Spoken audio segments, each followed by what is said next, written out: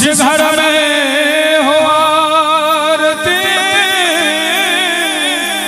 चरण कमल चितला ताहा हरि वासा करे ज्योति अनंत जगा।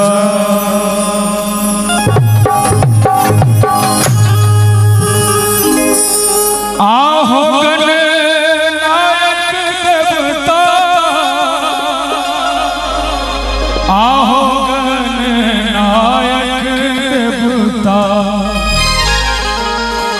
आहो गणनायक देवता, आहो गणनायक देवता। सुमिरन में होइयो ने सहाय, आहो गणनायक देवता। सुमिरन में होइयो ने सहाय, आहो गणनायक देवता, आहो गणनायक देवता, आहो गणनायक देवता, आहो गणनायक देवता, आहो गणनायक देवता। सब ठाइन के आयल छे, ताली नहीं बजेबै कनेक बेर उनका ले, चूंकि कहल गेलै यूं तो बुज़दिल के इरादे हमेशा सर्द होते हैं और भजन में तालियां वही बजाते हैं जो वाक्य में मर्द होते हैं। और कोनो भी कार्यक्रम के मंगलाचरण में शुभ कामना के लिए गणेश भगवान के मनावे छी, गोरावे छी। चाहब एक बेर गणेश भगवान के लिए ताली बजा कर सुमिरन में होइयो ने सहाय, आहो गणनायक देवता। सुमिरन में होइयो ने सहाय, आहो गणनायक देवता।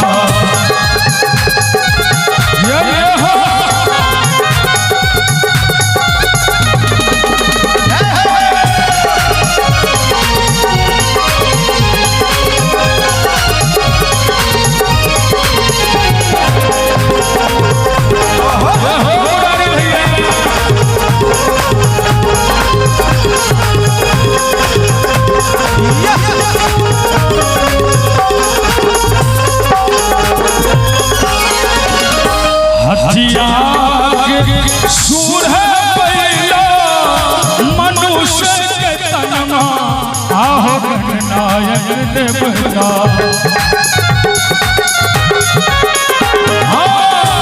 हथिया के सूर है पहला मनुष्य के तनमा, आहो गणनायक देवता।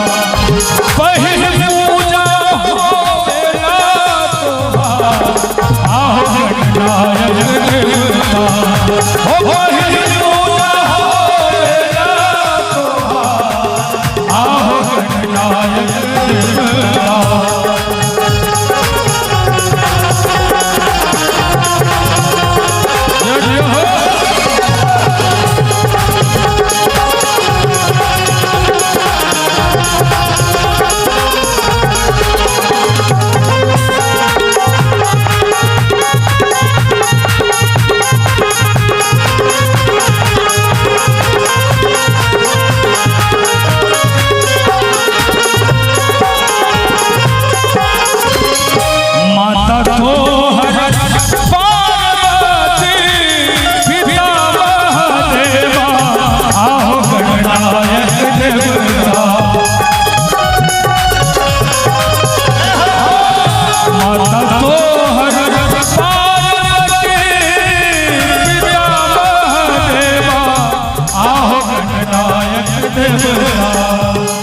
आहो गणनायक देवता।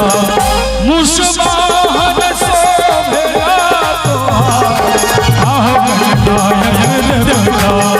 मुसबाहन शोभेला तोहार, आहो गणनायक देवता। आहो गणनायक देवता, आहो गणनायक, आहो गणनायक देवता।